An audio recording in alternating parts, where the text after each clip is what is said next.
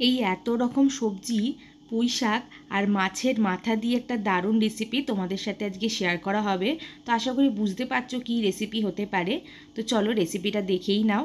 প্রথমে কড়াইতে সর্ষের তেল গরম করে মিডিয়াম টুকরো করে কাটা বেগুন কুচি তেলের মধ্যে দিয়ে বেশ লালচে করে ভেজে তুলে নেওয়া হলো। এবার ওই তেলের মধ্যেই দিয়ে দেওয়া হলো কুমড়ো কুচি, এটাকেও মিডিয়াম টুকরো করে কেটে নেওয়া হয়েছে।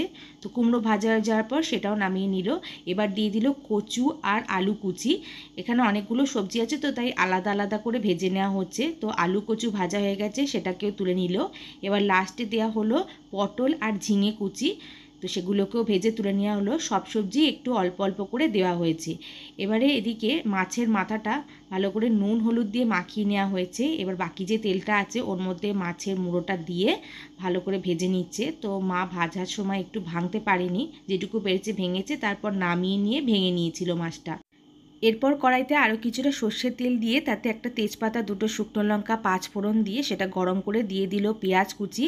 পেঁয়াজ কুচিটা হালকা ভাজা হলে দিয়ে দিল আদা আর রসুন বাটা, দিয়ে সেটাকে একটু ভাজা ভাজা করে নিয়ে দিয়ে দিল টমেটো কুচি। এবার টমেটো কুচিটাকেও ভেজে নিল। এবার দিল প্রতিদিন নিয়মিত মশলা গুঁড়ো, যেমন হলুদ গুঁড়ো, কাশ্মীরি লঙ্কার গুঁড়ো আর জিরে গুঁড়ো, আর একটু অল্প সামান্য জল দিল, আর দিয়ে দিল স্বাদ মতো নুন। এখানে পুরো নুনটাই দিয়ে দিল যতটুকু রান্নায় প্রয়োজন। এবার মশলাকে ভালো করে কষিয়ে নেওয়ার পর তেল ছেড়ে গেলে ভাজা সবজিগুলো দিয়ে দিল। শুধু বেগুন ভাজাটা দেয়নি, ওটা পরে দেবে। এবার মশলার সাথে সবজিটাকে ভালো করে কষিয়ে নিয়ে আগে থেকে কেটে ধুয়ে রাখা পুঁই শাকটা দিয়ে দিল।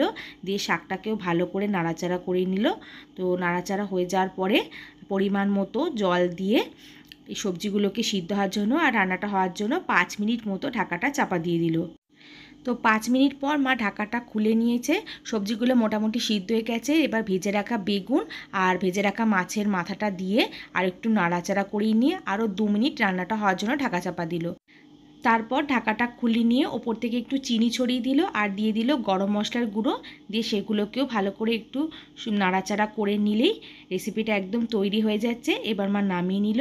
গরম গরম ভাত দিয়ে পরিবেশন করা হবে। রেসিপিটার নাম হচ্ছে মাছের মাথা দিয়ে পুঁই শাক চচ্চড়ি। যদি আজকের রেসিপির ভিডিওটা ভালো লাগে, লাইক, কমেন্ট, শেয়ার আর আমার চ্যানেলটিকে সাবস্ক্রাইব করে দিও। ধন্যবাদ।